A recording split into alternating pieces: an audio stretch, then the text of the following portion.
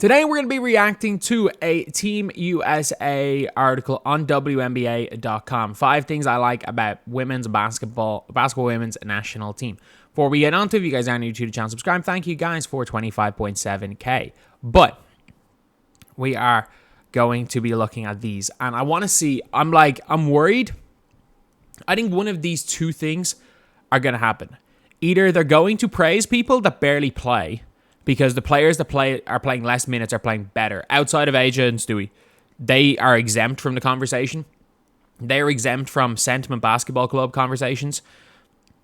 But it's either going to be praising those players or lying. So I wonder what it is. Mark Schindler. I wonder, are you going to lie? So the first thing, A'ja Wilson and Brianna Stewart's dominance. Yeah. And the 2 best players in the world, and they're both playing exceptionally well. Have they been the best players at these Olympics? Them 2 and Emma Meeseman, yeah. 3 of those have been the best players. To an extent, Satu's been balling. I've watched almost all the games, and it feels like the best individual players have all came out of that Group C. They've all come out of that. I do think France have been brilliant as a team, but nobody is standout. Offensively, Maureen Johannes has probably been their best player. Gabby Williams has also been brilliant. Actually, no, Gabby Williams is in the 5 best players. I'd say 4 from the Group C and Gabby Williams for me. I haven't really watched much of Group A because I just think the standard isn't great, other than the Gustafsson game where she hooped against China. I don't think the standard was the greatest, but fair enough. Yeah, Wilson and Stewart are special no matter what field they play, but there's just some kind of magic when they have the United States printed on the front of their jerseys. I mean, they're 2 best players in the world playing like 2 best players in the world. They're averaging 94.5 points. The only other team scoring over 80 points. That's crazy. That is absolutely crazy. While multiple players are putting, to be fair, like one of them was against Japan. Like Belgium beat them by 30. Although the final scores double-digit margins may tell a different story, these games have been competitive, particularly Thursdays. Japan was not competitive. You could have won by 70 if you wanted to. Transition play. Now, I think the weird thing is that I agree and I disagree with the transition play. I think they're very good offensively in transition. I think they're very bad defensively in transition. I think it's a combination of the reason why they're so good in transition is Stewie. It's been Brianna Stewart. It's their forward. Their forwards are outrunning them. And then when they go with some defensive lineups, when you've got like Jackie Young out there who's got quick hands who can guard in the perimeter, you can get some steals out near half court and run. But I do feel like they're very susceptible to be beaten in transition, especially when they run with their starting 5. No team has in the field plays more transition in the USA. Almost 21% of all offensive possessions for Americans have come out of transition. We're adding 22 points per contest. It's been fun to watch how the US is thriving transition early offense. A'ja Wilson's dominated with early buckets by sprinting, stealing, or straight up outrunning her match for easy points. And that's the thing, is like you've got 2 unicorns. You've got unicorns in Brianna Stewart and A'ja Wilson. And especially A'ja Wilson's running while trailing is like spectacular. It's absolutely spectacular. A lot of the time you're seeing Brianna Stewart lead the break, and you're seeing those 2 forwards just flat out outrun their matchups. Stewie out there running. They're looking for A'ja on that trail where she can be like absolutely devastating. And again, Brianna Stewart huge how she's created with early ball and drag screens. And that's the one thing I really do like, is you can see some WNBA bigs. And it's one thing I dislike from watching the Fever a lot, is they don't have any bigs that, other than Leah Boston, who's getting better at it, her IQ is improving, who have ever really set those screens. Like if you saw in the All-Star game, when Caitlin was running at one time with the Angel Reese assist, straight away Angel Reese knew, I'm setting a drag screen, pointing, go, setting a drag screen. She got herself open. It's something that I do really like seeing in players, and Stewie's just unbelievable. Stewie is unbelievable. Alyssa Thomas's spark play.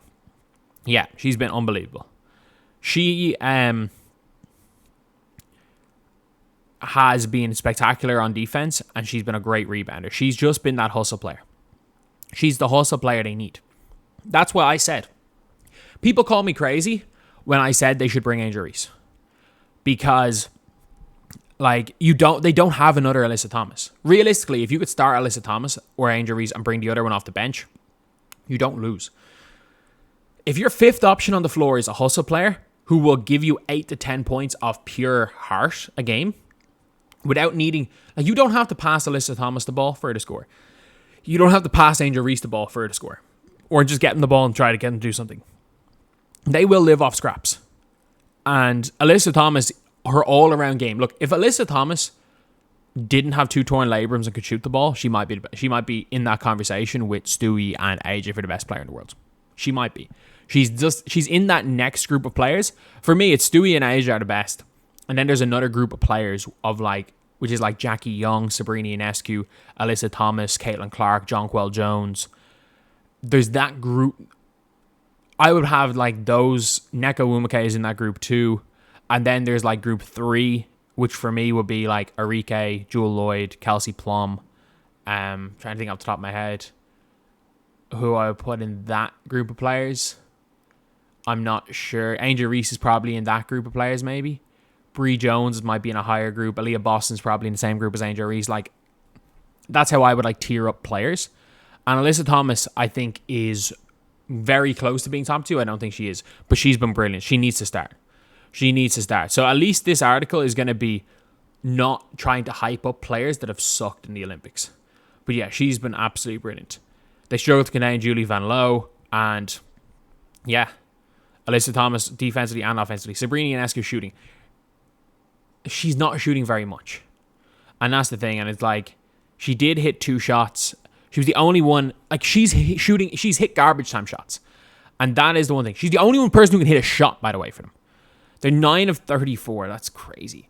And 4 of those, shooting 44%, is Sabrina Ionescu. Look, Sabrina Ionescu, she has been a better shooter, but if you watch the Japan game, a lot of the shots were in garbage time at the end, and she literally hit the most garbage time 3 ever in history.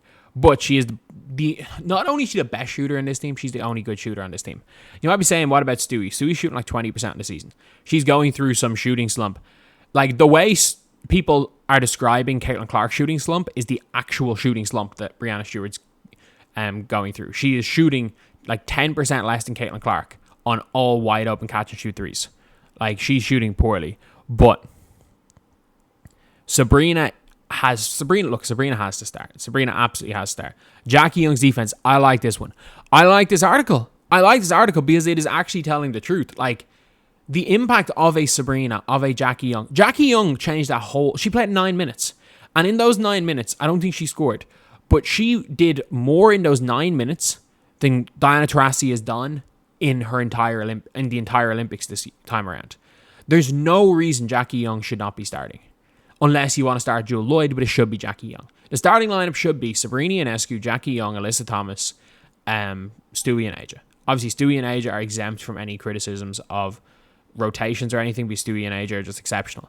And then your bench lineups should be Brittany Griner should be getting some minutes, Chelsea Gray on about 8 minutes a game, Kat Copper should be playing, the way Jewel Lloyd's playing, Jewel Lloyd should be playing, and Fee Collier should be playing.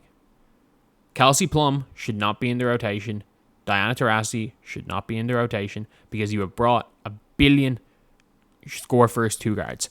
And the difference is that, like, Jackie Young is absolutely playing lockdown. Like, she was so good. I mean that. So good in that 4th quarter. Again, only 9 minutes for the game, but she was incredible. So, yeah, shout out to Mark Schindler. He actually gave some good breakdowns, which is good to see, because you're seeing it on Twitter. Thankfully, he didn't just shout point guard, point guard, point guard, or that's why she's the GOAT. And put a that's why she's the GOAT meme for Diana Taurasi, even though they both sucked at this Olympics. I don't care about the 13 assists. Like, one player can't run. But that's the thing, is like, it's actually pointing out 5 factors. The Sabrina Ionescu, and I think Sabrina's been playing well, but I do think the shooting is a lot of that has come through in garbage time. But I do agree, Alyssa Thomas's impact has been huge. Stewie and AJ's combination has just been unguardable. And I think Jackie Young was brilliant in that 4th quarter against Belgium. She was a major reason that Belgium could not get back into that game, because other than Jackie Young, and to an extent Jewel Lloyd did a much better job than Chelsea Gray, but none of them could stop Julie Van Loo. But anyway, that is the video. Thank you guys for watching. Please like, comment, and subscribe.